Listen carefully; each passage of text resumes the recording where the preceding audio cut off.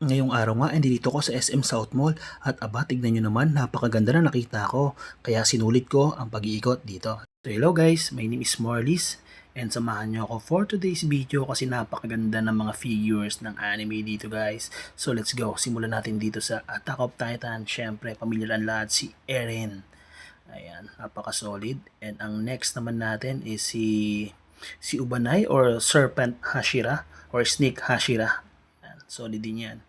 And ang katabi niya pala guys ito, si Gohan, naka Super Saiyan 2.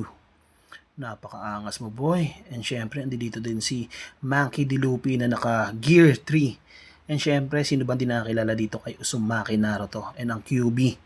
Napakaangas. At meron pa nga dito naka Gear 4. Ayan, si Luffy, naka Gear 4 siya guys.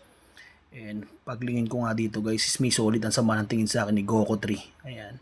Siyempre, ayan, may Gundam tayo dito guys. Hindi ko alam kung sino to.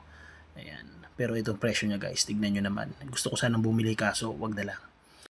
Ang katabi niya nga guys is si Yuta at kasama niya, siyempre si Rika.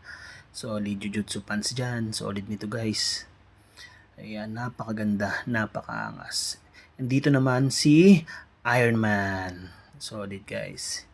And ito si Hulkbuster ata to. Ayan. Oh, kung daw nagkakamali, si Hulkbuster to guys.